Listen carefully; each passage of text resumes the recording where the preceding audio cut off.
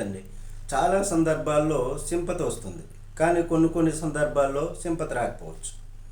జగన్మోహన్ రెడ్డి గారు for example తీసుకుంటే, జగన్మోహన్ రెడ్డి గారు సెంట్రల్లో యూపీఏ గవర్నమెంటు, సోనియా గాంధీ ఏకఛత్రాధిపత్యం, స్టేట్లో కాంగ్రెస్ గవర్నమెంటు, ప్రతిపక్ష నేత చంద్రబాబు నాయుడు గారు వారికే సపోర్టు.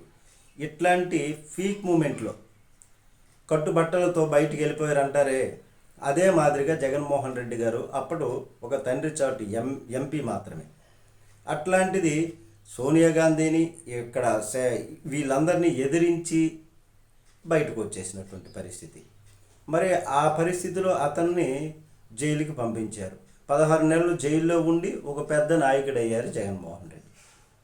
మరి జైలుకి వెళ్ళినటువంటి జగన్ గారు ముఖ్యమంత్రి అయ్యారు. జైలుకు పంపిన కాంగ్రెస్ పార్టీ అడ్రస్ గల్లంత అయిపోయింది ఏపీలో. రేవంత్ రెడ్డిని జైలుకు పంపించారు ఓటుకి నోటు కేసు విషయంలో. జైలుకి వెళ్ళినటువంటి రేవంత్ రెడ్డి సీఎం అయ్యారు. జైలుకు పంపినటువంటి కేసీఆర్ ప్రతిపక్ష నేత అయ్యారు. చిదంబరం గారు హోంమంత్రిగా ఉండి అమిత్ షా గారిని జైలుకు పంపించారు. జైలుకు పంపినటువంటి చిదంబరం ప్రతిపక్ష నేత అయ్యారు. జైలుకి వెళ్ళినటువంటి అమిత్ షా గారు హోంమంత్రి అయ్యారు.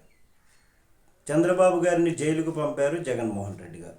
జైలుకు పంపించినటువంటి జగన్మోహన్ రెడ్డి గారు ప్రతిపక్ష నేతగా కూడా కాలేదు. జైలుకి వెళ్ళినటువంటి చంద్రబాబు గారు ముఖ్యమంత్రి అయ్యారు. అందువల్ల ఈ కోణంలో, ఈ భావనలో చూసినప్పుడు అక్కడ మోడీ గారికైనా, ఇక్కడ రేవంత్ రెడ్డికైనా, చంద్రబాబుకైనా ఒక పెద్ద డౌట్. ప్రత్యర్థిని జైలుకు పంపిస్తే ఏమన్నా అవుతుందా, జైలుకు పంపితే మరింత సానుభూతి వచ్చేస్తుందా, గెయిన్ అయిపోతుందా అన్నటువంటి విధంగా ఈ దశలో సోనియా గాంధీ గారినో లేకపోతే రాహుల్ గాంధీ గారినో జైలుకి పంపిస్తే సింపతి వచ్చేస్తుందేమో అని మోడీ గారికి అట్లాగా. కానీ జైలుకి వెళ్ళిన ఓడినటువంటి ముఖ్యమంత్రులు ఉన్నారు. అరవింద్ కేజ్రీవాల్ గారు, మనీష్ సిసోడియా గారు ఎమ్మెల్యేలుగా కూడా ఓడిపోయారు.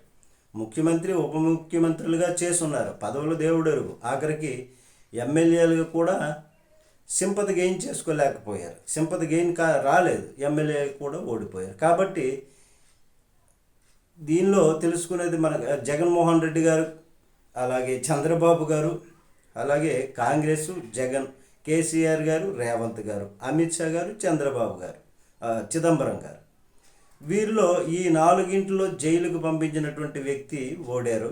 జైలుకి వెళ్ళినటువంటి వ్యక్తి గెలిచారు. కానీ అరవింద్ కేజ్రీవాల్, మనీష్ సిసోడియాలను మోడీ జైలుకి పంపారు. కానీ ఢిల్లీలో బీజేపీ గెలిచింది. వాళ్ళు ఉప ముఖ్యమంత్రి, ముఖ్యమంత్రులుగా కూడా చేస్తున్నారు. అయినప్పటికీ కూడా ఎమ్మెల్యే పదవులు కూడా కోల్పోయినటువంటి పరిస్థితి. అంటే దీన్ని బట్టి గమనిస్తే ఒక స్టాండర్డ్ ఫార్ములా అంటూ ఏమీ ఉండదు ఇట్లాంటి విషయంలో అనేటటువంటి విధంగా తెలుస్తుంది. నమస్తే.